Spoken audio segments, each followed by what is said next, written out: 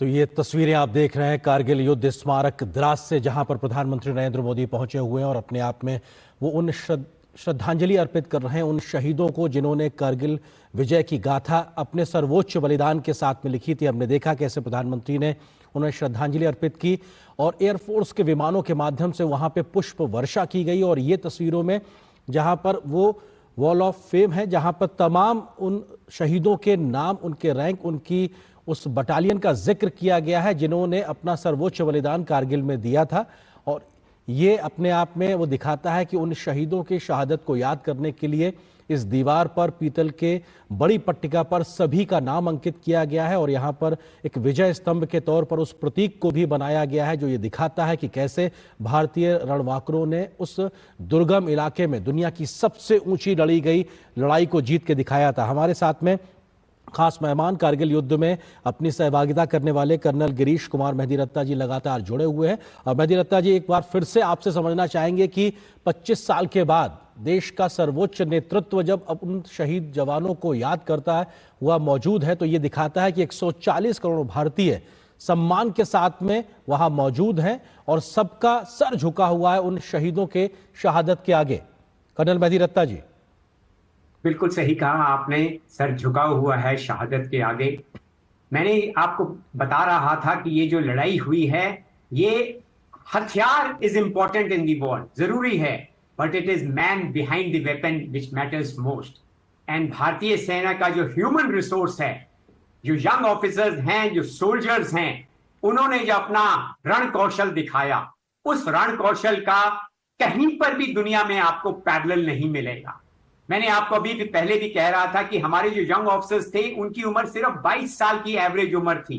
और अगर आप रेशियो देखें जो हमारी कैजुअल्टीज हुई हैं उन रणबांकुरों की, उस युद्ध के अंदर करीबन 500 रणबांकुरे जवानों ने अपनी शहादत दी थी। और अगर आप रेशियो देखें तो ये रेशियो बनता है 1:16, यानी एक ऑफिसर के पीछे 16 जवानों की शहादत हुई थी। ये दुनिया में अपने आप में एक बहुत बड़ी मिसाल है।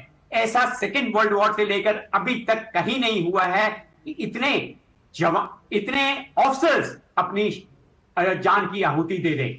तो ये लीडर्स जो थे, जो यंग लीडर्स थे, ये लड़ाई उन लीडर्स और ये जो हमारे रणबांकुरे जवान थे उनकी मेहनत का फल है। सर आप जो ये बात कर रहे हैं, यहीं पे इस बात को मैं थोड़ा आपसे ही बेहतरी से समझना चाहता हूं, क्योंकि आपने यंग ऑफिसर्स का जिक्र किया और उस वक्त शहादत देने वाले 526 लोगों की, जवानों की जो औसत उम्र आप 22 साल का जिक्र कर रहे हैं, और इतनी बड़ी संख्या में शहादत होने की बड़ी वजह ऑफिसर्स का जो आप जिक्र कर रहे हैं वो भी ये क्योंकि अपनी टुकड़ी का नेतृत्व तो खुद जो अधिकारी होता है वो स्वयं सबसे आगे रह के करता है। ये भी हमारे ऑफिसर्स के करेज को और कैसे लीड करना है, लीडिंग फ्रॉम द फ्रंट, उस जज्बे को दिखाता है। किस तरीके से उस बात को आप रखेंगे आज सामने? मैं बिल्कुल आपको यही कहना चाह रहा था कि ये जितनी भी लड़ाइयां हुई वहां, जितनी भी लड़ाइयां हुई, चाहे वो बटालिक सेक्टर में हुई, चाहे कारगिल दरास मशको सेक्टर्स में हुई, चाहे वो तोलोलिंग की लड़ाई थी, चाहे वो 5140 की लड़ाई थी, चाहे 4875 की लड़ाई थी, चाहे टाइगर हिल की लड़ाई थी, हर एक लड़ाई में the officers led from the front. जब ऑफिसर आपका आगे चलता है तो जवान is doubly motivated. He says मेरा ऑफिसर आगे जा रहा है, तो उसके अंदर जो जज्बा पैदा होता है, और उस जज्बे की बहुत जरूरत थी उस लड़ाई में। मैं आपको बता रहा था कि ये चोटियां थी जहां पर दुश्मन बैठा हुआ था और हम खुले में नीचे से जा रहे थे, ओपन में वो हमारे ऊपर एम्ड फायर ला रहा था। उसी के बारे में मैं पहले भी बात कर रहा था कि 3 मई से लेकर 13 जून तक हमें सक्सेस इसलिए नहीं मिली थी कि हमारा तोपखाना वहां पूरे तरीके से नहीं पहुंचा था। मगर जब हमारा तोपखाना वहां पहुंचा और दुश्मन का हमने सिर नीचे कर दिया, उसके बाद हमारे रणबांकुरों को रोकने वाला कोई नहीं था। यही मैं कहना चाहता हूं कि दुश्मन के जो 80% कैजुअल्टीज, 80% कैजुअल्टीज कारगिल वॉर में जो हुई हैं वो आर्टिलरी फायर से हुई हैं। और उसके बाद हमारे लीडर्स और हमारे रणबांकुरों ने जो कार्यकुशलता दिखाई, जो रण कौशल दिखाया, उसकी मेन वजह यही है आज कारगिल की सारी चोटियां जिन पे दुश्मन हमारे ऊपर निफेरियस डिजाइन्स लेके आया था, सब हमारे पास वापस है। जी सर, आप जो बात कह रहे हैं अपने आप में जब उसको सुन रहे हैं तो रोंगटे खड़े होते हैं, क्योंकि वो दृश्य अनायास ही मन में कौंधने लगता है कि कैसे दुर्गम परिस्थितियों में हमारे रणबांकुरों ने इस वीर गाथा को अंजाम दिया। वहां पर उस शहादत के साथ में देश के मान सम्मान, तिरंगे के मान सम्मान के लिए उन्होंने सर्वोच्च बलिदान दिया है। कौन से बड़े पड़ाव आप देखते हैं? आपने एक बात का जिक्र किया कि जब तोपखाने की एक तरीके से वहां हमारी मौजूदगी हुई, वहां से पाकिस्तानियों के पैर पीछे होना शुरू हुए, उसके बाद में तोलोलुंग की पहाड़ियां हो या फिर टाइगर हिल पर पुनः कब्जा करना या अपनी मौजूदगी दर्ज कराना, आपको लगता है कि ये कुछ बड़े ऐसे टर्निंग पॉइंट्स थे जिसकी वजह से हमारे जवानों ने जो कारनामा किया उसने पूरी कहानी पलट के रख दी? कैसे आप याद करते हैं इन तमाम बड़े पड़ाव को? बड़ा पड़ाव मैं कहना चाहूंगा, ये तोलोलुंग की बैटल थी, दैट लेड द फाउंडेशंस। उसने नींव रखी थी हमारी जीत की, और वो नींव तभी रखी गई थी जब हमने एक नया कॉन्सेप्ट आर्टिलरी फायर में लाए थे। 100 गन्स, आप अंदाजा भी नहीं लगा सकते, 100 गन्स हम एक टारगेट के ऊपर मार रहे थे। almost 9,000 rounds were fired on the Tololing feature in a matter of couple of hours। कुछ ही घंटों में 9,000 गोले अगर आप एक टारगेट के ऊपर मारते हैं तब अंदाजा लगा लिए, it is something like a micro nuke which has been fired. और जो हमने पाकिस्तान सेना के इंटरसेप्ट पकड़े, वो इंटरसेप्ट में यही बोल रहे थे कि हिंदुस्तान की आर्टिलरी ने, हिंदुस्तान के तोपखाने ने हमारे ऊपर कहर ढा दिया है, हमें बचाओ। वो अपने सीनियर्स को ये बता रहे थे। मैं आपको इसमें यहां पर एक और चीज कहना चाहूंगा, एक नए कॉन्सेप्ट की शुरुआत इस लड़ाई से हुई थी, और उसके बाद इन्फेंट्री और आर्टिलरी का जो समन्वय हुआ था, जो कोऑर्डिनेशन हुआ था, जो मेल जोल हुआ था, वो एक मेन कारण था जिसकी वजह से ग्रीश मणिरत्ना जी, अब आपको विनम्रता से रुकना चाहेंगे। कुछ और तस्वीरें और गौरव गाथाएं हम आपके साथ साझा करना चाहते हैं इस मौके पर, जो कि लगातार ये याद दिलाता है कि 25 साल का जो ये सफर है किस तरीके से अपने आप में पूरा हुआ। और आज युद्ध स्मारक द्रास में, जो कारगिल युद्ध स्मारक है, वहां प्रधानमंत्री पहुंचे हुए हैं वहां पे श्रद्धांजलि अर्पित करने के लिए। तस्वीरें आप लगातार देख रहे हैं। शहीदों की चिताओं पर लगेंगे हर बरस मेले।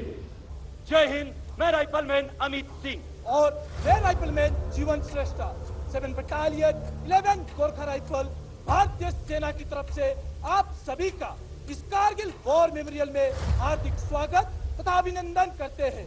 कारगिल युद्ध का एक बड़ा भाग इसी द्रास सेक्टर से लड़ा गया। इसके अलावा आप जिस स्थान पर उपस्थित हैं, वहां से उन पहाड़ियों की चंद एक चोटियां दिखाई देती हैं, जिन पर सन 1999 में पाकिस्तानी सेना ने धोखे से घुसपैठ की थी। आप जिस रास्ते से आए हैं उसे नेशनल हाईवे के नाम से जाना जाता है। टाइगर हिल की ऊंचाई समुद्र तल से लगभग 16,700 फीट है। टाइगर हिल बाएं, दूसरी नुकीली चोटी, नाम राइनो हॉर्न बाएं, एक हल्का गोलाकार टॉप, नाम 0.4875 को आज हम बद्रा टॉप के नाम से जानते हैं। आपके सामने तोलोलिंग पहाड़ पर दुश्मन के करीब 100 सैनिक थे। ये उनके द्वारा की गई एक गहरी घुसपैठ थी। वहां से दुश्मन NH-1 पर प्रभावशाली फायर डाल रहा था। 2 जुलाई की रात दोनों ही बटालियनों ने भिन्न भिन्न दिशाओं से हमला शुरू किया। लक्ष्य कठिन था पर असंभव नहीं। इस गुत्तान गुत्ता की लड़ाई के बाद अंत 11 जुलाई टाइगर हिल की चोटी पर फिर से तिरंगा लहराया गया। उनके अदम्य साहस को देखते हुए 18 ग्रेनेडियर से ग्रेनेडियर योगेंद्र सिंह यादव को परमवीर चक्र और लेफ्टिनेंट बलवान सिंह को महावीर चक्र से सम्मानित किया गया। 0.4875 उसके आसपास की चोटियों को कब्जा करने की जिम्मेदारी 13 जम्मू एंड कश्मीर राइफल, 17 जाट व 2 नागा को दी गई। तीनों ही बटालियनों ने 4 जुलाई से लेकर 7 जुलाई तक चले इस संघर्षपूर्ण मुकाबले में अलग अलग दिशाओं से हमला कर दुश्मन को मुंह तोड़ जवाब दिया। इस ऑपरेशन में 13 जम्मू एंड कश्मीर राइफल के कैप्टन विक्रम बत्रा ने साहस का नया अध्याय लिखते हुए अपने प्राणों को देश के नाम निछावर कर दिया। शहीदों की चिताओं पर लगेंगे हर बरस मेले।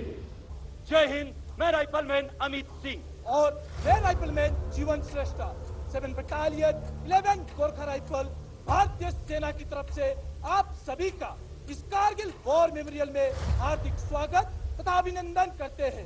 कारगिल युद्ध का एक बड़ा भाग इसी द्रोण सेक्टर से लड़ा गया। इसके अलावा आप जिस स्थान पर उपस्थित हैं, वहां से उन पहाड़ियों की चंद एक चोटियां दिखाई देती हैं, जिन पर सन 1999 में पाकिस्तानी सेना ने धोखे से घुसपैठ की थी। आप जिस रास्ते से आए हैं उसे नेशनल हाईवे के नाम से जाना जाता है। टाइगर हिल की ऊंचाई समुद्र तल से लगभग 16,700 फीट है। टाइगर हिल बाएं, दूसरी नुकीली चोटी, नाम राइनो हॉर्न बाएं, एक हल्का गोलाकार टॉप, नाम 0.4875 को आज हम बद्रा टॉप के नाम से जानते हैं। आपके सामने तोललिंग पहाड़ पर दुश्मन के करीब 100 सैनिक थे। ये उनके द्वारा की गई एक गहरी घुसपैठ थी। वहां से दुश्मन NH-1 पर प्रभावशाली फायर डाल रहा था। 2 जुलाई की रात दोनों ही बटालियनों ने भिन्न भिन्न दिशाओं से हमला शुरू किया। लक्ष्य कठिन था पर असंभव नहीं। इस उत्तम गुस्सा की लड़ाई के बाद अंत 11 जुलाई टाइगर हिल की चोटी पर फिर से तिरंगा लहराया गया। उनके अदम्य साहस को देखते हुए 18 ग्रेनेडियर्स थे, जिन्हें योगेंद्र सिंह यादव को परमवीर चक्र और लेफ्टिनेंट बलवान सिंह को महावीर चक्र से सम्मानित किया गया। 0.4875 और उसके आसपास की चोटियों को कब्जा करने की जिम्मेदारी 13 जम्मू एंड कश्मीर राइफल्स, 17 जाट व 2 नागा को दी गई। तीनों ही बटालियनों ने 4 जुलाई से लेकर 7 जुलाई तक चले इस संघर्षपूर्ण मुकाबले में अलग अलग दिशाओं से हमला कर दुश्मन को मुंह तोड़ जवाब दिया। इस ऑपरेशन में 13 जम्मू एंड कश्मीर राइफल के कैप्टन विक्रम बत्रा ने साहस का नया अध्याय लिखते हुए अपने प्राणों को देश के नाम निछावर कर दिया। शहीदों की चिताओं पर लगेंगे हर बरस मेले। जय हिंद, मैं राइफलमैन अमित सिंह और मैं राइफलमैन जीवन श्रेष्ठ 7 बटालियन 11 गोरखा राइफल भारतीय सेना की तरफ से आप सभी का इस कारगिल वॉर मेमोरियल में हार्दिक स्वागत तथा अभिनंदन करते हैं। कारगिल युद्ध का एक बड़ा भाग इसी द्रोण सेक्टर से लड़ा गया। इसके अलावा आप जिस स्थान पर उपस्थित हैं, वहां से उन पहाड़ियों की चंद एक चोटियां दिखाई देती हैं, जिन पर सन 1999 में पाकिस्तानी सेना ने धोखे से घुसपैठ की थी। आप जिस रास्ते से आए हैं उसे नेशनल हाईवे के नाम से जाना जाता है। टाइगर हिल की ऊंचाई समुद्र तल से लगभग 16,700 फीट है। टाइगर हिल बाएं, दूसरी नुकीली चोटी, नाम राइनो हॉर्न बाएं, एक हल्का गोलाकार टॉप, नाम 0.4875 को आज हम बद्रा टॉप के नाम से जानते हैं। आपके सामने तोललिंग पहाड़ पर दुश्मन के करीब 100 सैनिक थे। ये उनके द्वारा की गई एक गहरी घुसपैठ थी। वहां से दुश्मन NH-1 पर प्रभावशाली फायर डाल रहा था। 2 जुलाई की रात दोनों ही बटालियनों ने भिन्न भिन्न दिशाओं से हमला शुरू किया। लक्ष्य कठिन था पर असंभव नहीं। इस उत्तम गुस्सा की लड़ाई के बाद अंत 11 जुलाई टाइगर हिल की चोटी पर फिर से तिरंगा लहराया गया। उनके अदम्य साहस को देखते हुए 18 ग्रेनेडियर्स थे, जिन्हें योगेंद्र सिंह यादव को परमवीर चक्र और लेफ्टिनेंट बलवान सिंह को महावीर चक्र से सम्मानित किया गया। 0.4875 और उसके आसपास की चोटियों को कब्जा करने की जिम्मेदारी 13 जम्मू एंड कश्मीर राइफल्स, 17 जाट व 2 नागा को दी गई। तीनों ही बटालियनों ने 4 जुलाई से लेकर 7 जुलाई तक चले इस संघर्षपूर्ण मुकाबले में अलग अलग दिशाओं से हमला कर दुश्मन को मुंह तोड़ जवाब दिया। इस ऑपरेशन में 13 जम्मू एंड कश्मीर राइफल के कैप्टन विक्रम बत्रा ने साहस का नया अध्याय लिखते हुए अपने प्राणों को देश के नाम निछावर।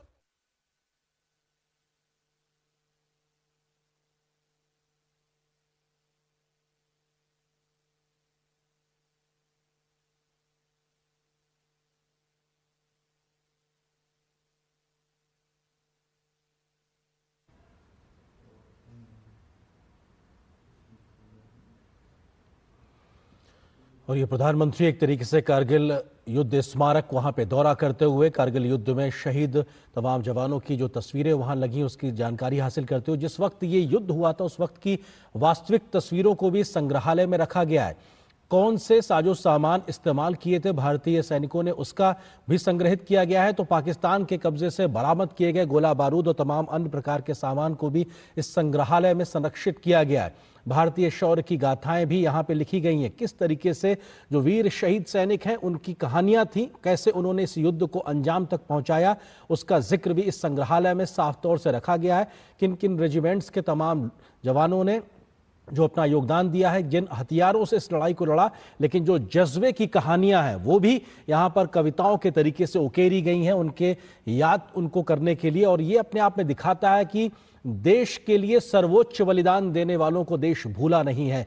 आज भी उनके इस योगदान के लिए 140 करोड़ भारतीय सम्मान के साथ अपना सर झुकाते हैं। ऐसे तमाम योद्धाओं ने जिन्होंने भारतीय मान सम्मान, तिरंगे के मान सम्मान के लिए जो काम किया, अपना जो सर्वोच्च बलिदान दिया, उसका नमन करने के लिए प्रधानमंत्री का पहुंचना ये दिखाता है कि पूरा देश उन शहीदों की शहादत के आगे खड़ा हुआ है। और ये तमाम प्रकार के वहां पे डायग्राम्स भी बनाए गए हैं जिसमें वो भौगोलिक परिस्थितियों को दर्शाया गया है कि कैसे नीचे की जगह से ऊपर तक के वहां तक पहुंचे।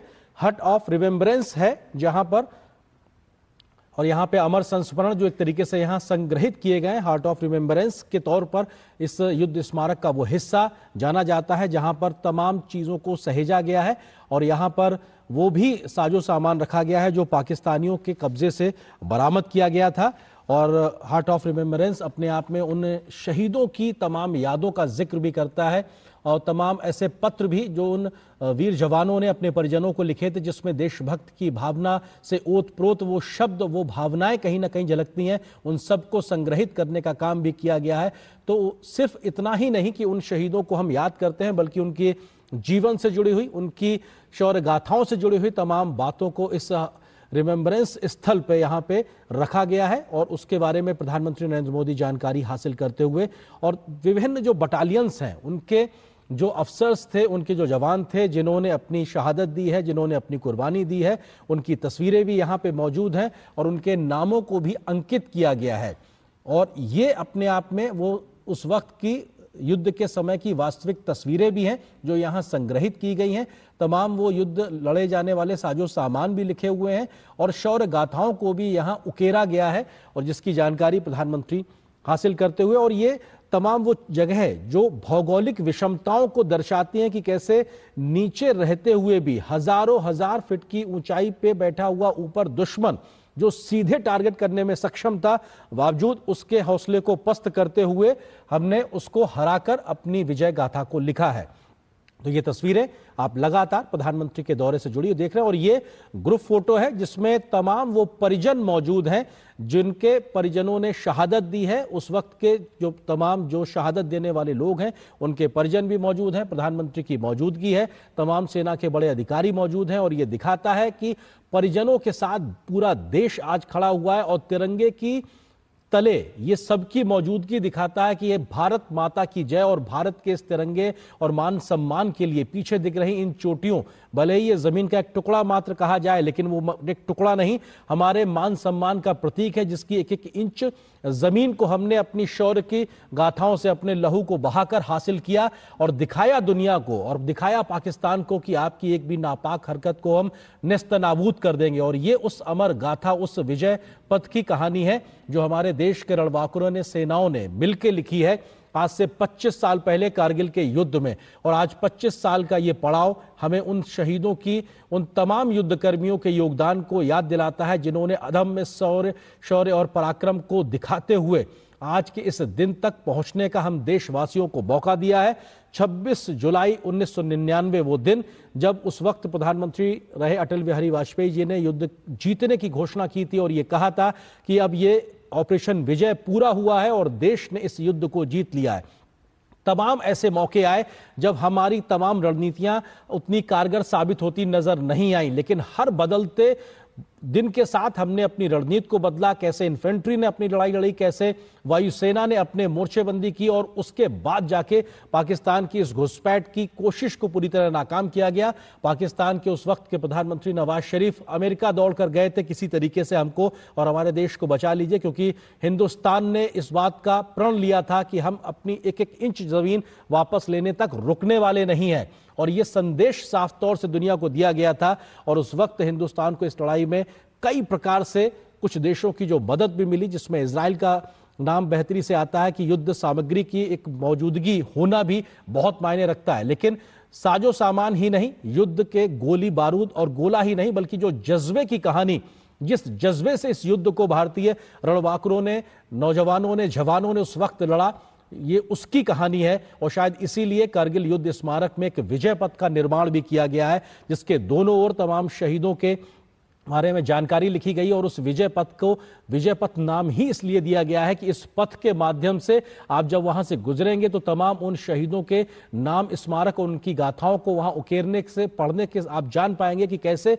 इस माध्यम से, इस शौर्य गाथा के तरीके से इन्होंने अपना जो योगदान दिया है, तब जाकर आज ये तिरंगा यहां पर अपनी पूरे आन बान के साथ लहराता नजर आ रहा है। ये ग्रुप फोटो प्रधानमंत्री की मौजूदगी कारगिल युद्ध स्मारक द्रास में और ये वीर भूमि में प्रधानमंत्री ने श्रद्धा सुमन अर्पित किए और अपने आप में पूरे देश की ओर से ये प्रधानमंत्री का सर झुकना ये दिखाता है उन शहीदों के सम्मान में कि पूरा देश आज उनके सम्मान में अपना सर झुकाकर खड़ा हुआ है, नतमस्तक है, क्योंकि देश के लिए जब उन्होंने कुर्बानी दी तब जाकर आज देश तरक्की के इस रास्ते पे आगे बढ़ता नजर आ रहा है। चाहे वो आर्थिक सामाजिक गतिविधियों में हम जो भी ऊंचाइयां हासिल कर रहे हैं, आज वैश्विक पटल पर भारत को जो भी मान सम्मान मिल रहा है, उसकी बड़ी वजह यह है कि हमारे सीमाओं को सुरक्षित रखने के लिए जो योगदान देश की सेना, वायुसेना, नौसेना देती है, वो अपने आप में अतुलनीय है। खुला सुरंग प्रथम विस्फोट कार्यक्रम के ऐतिहासिक समारोह में माननीय प्रधानमंत्री श्री नरेंद्र मोदी जी एवं सभी गणमान्य अतिथिगणों का हार्दिक स्वागत एवं अभिनंदन करती हूं। जैसे कि आप सभी को ज्ञात है कि शृंखला सुरंग के निर्माण कार्य का शुभ आरंभ माननीय प्रधानमंत्री जी के कर कमलों द्वारा पहले विस्फोट से किया जाएगा। सर्वप्रथम आपके सामने प्रस्तुत है शृंखला सुरंग की रणनीतिक और आर्थिक महत्व के ऊपर तैयार किया गया एक चलचित्र।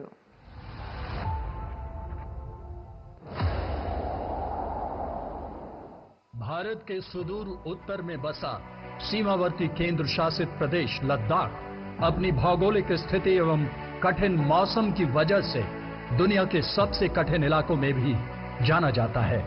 विगत एक दशक से राष्ट्र ने माननीय प्रधानमंत्री श्री नरेंद्र मोदी के गतिशील नेतृत्व में न केवल विरोधियों के नापाक इरादों पर काबू पाने के लिए सक्रिय दृष्टिकोण अपनाया है, बल्कि सीमा पर बुनियादी ढांचे के निर्माण की गति को भी बढ़ावा दिया है। बॉर्डर एरिया डेवलपमेंट और सीमा पर सड़कें, पुल बनाने का काम भी बहुत तेजी से हुआ है।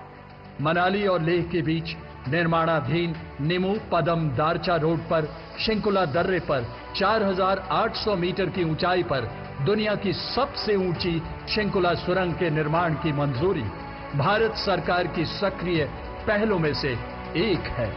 सीमा सड़क संगठन को इस महत्वाकांक्षी परियोजना के कार्यान्वयन की जिम्मेदारी सौंपी गई है। 4.10 किलोमीटर लंबी शृंखला सुरंग शृंखला दर्रे को बाईपास करेगी, जो हर साल 4 से 5 महीनों के लिए 15 से 20 फीट बर्फ से ढका रहता है। ये सुरंग ट्विन ट्यूब होगी तथा इसमें हर 500 मीटर पर क्रॉस पैसेज उपलब्ध कराए जाएंगे। इस सुरंग के निर्माण से 4 किलोमीटर यात्रा की दूरी और 30 मिनट की समय में कमी आएगी।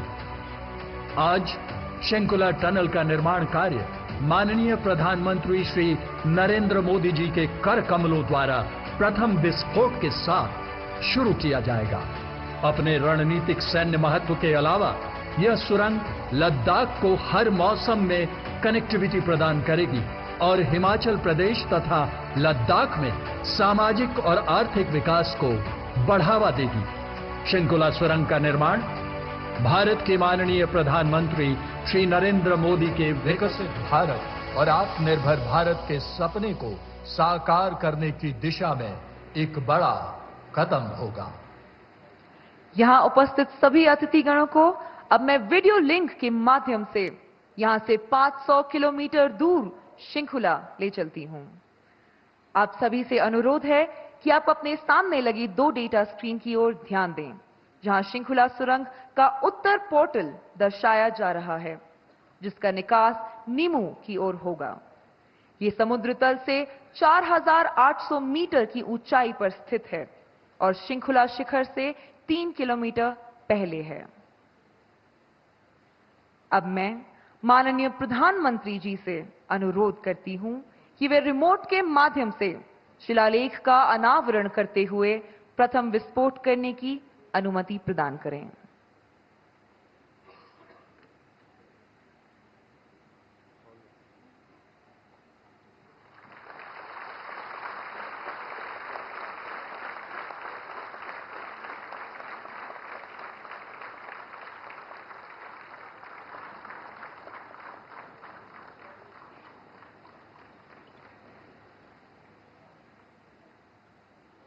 अब कुछ ही क्षणों में आप शृंखला सुरंग का पहला विस्फोट देखेंगे, जिससे सुरंग के निर्माण कार्य की शुरुआत होगी।